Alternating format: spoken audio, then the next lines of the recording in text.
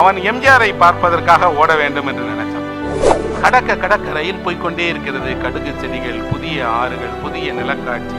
அங்க இருக்கக்கூடிய சூரியனே நான் பார்க்காத சூரியன், எங்க ஊருக்கு வராத ஒரு சூரியனை, எங்கள் ஊருக்கு வராத ஒரு இரவை, நிலாவைத்தான் நான் அங்கெல்லாம் பார்த்தேன்னு இருக்கு. அப்படி பயணம் பண்ணி நான் இந்தியாவை பார்த்து திரும்பிய போது எனக்கு தோன்றியது, இந்தியா என்பது நான் வரைபடத்தில் பார்த்த எதுவுமே இல்லை, இந்தியா வேற. நீங்க படிச்சிருப்பீங்க இல்லையா, சிலப்பதிகாரத்துல கண்ணகியும் கோவலனும் போகும்போது 3 பாதைகள் இருக்கிறது.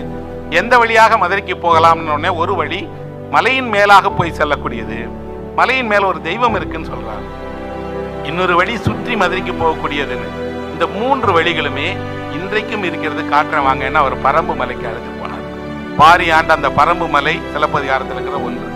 இன்னொரு வழி இப்போது ஓடிக்கொண்டிருக்கிற மேலூர் வழியாக செல்லக்கூடிய சாலை.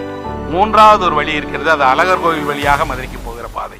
நம் வீட்டு வாசற்படியில் நாம் எடுத்து வைக்கும் முதல் அடியிலிருந்து துவங்குகிறது நமக்கான பயணம். எத்தனையோ மனிதர்களை சந்திக்கிறோம், எத்தனையோ ஊர்களுக்கு சென்றிருக்கிறோம். ஆனால் நமக்கு ஏற்படக்கூடிய அனுபவமும் எஸ்ரா அவர்களுக்கு ஏற்படக்கூடிய அனுபவமும் வித்தியாசமாக இருக்கிறது.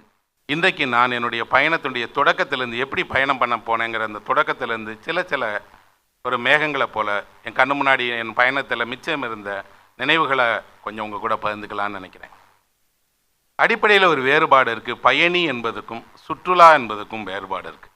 சுற்றுலா என்பது உங்கள் விடுமுறையை பொழுதுபோக்குவதற்காக நீங்கள் எங்கேயாவது ஒன்று போகிறீங்க. அங்கே போய் நம்ம என்ன பண்ணுவோம்னா, இதே உணவை அங்கே சமைத்து சாப்பிடுவோம் அல்லது உணவகங்களில் சாப்பிடுவோம்.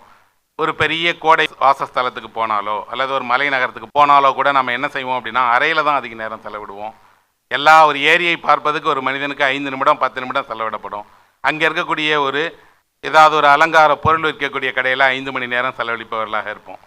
சுற்றுலா என்பது ஒரு மகிழ்வுக்காக மேற்கொள்ளக்கூடிய பயணம் தேசாந்திரம் அல்லது ஊர் சுற்றல் அப்படிங்கிறதெல்லாம் வேற.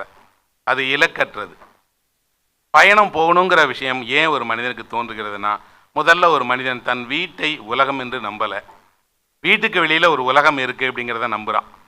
நானும் அப்படித்தான் நண்பர்களே என்னுடைய பயணத்தை தொடங்கினேன். என்னுடைய 5-6 வயதுகளில் என்னுடைய வீதி மிகப்பெரிய வீதி. இந்த வீதியில் 8 வீடுகள் தான் இருக்கும். பெரிய பெரிய வீடுகள். ஒவ்வொரு வீடுலையுமே குறைவான மனிதர்களும் பெரிய வீடு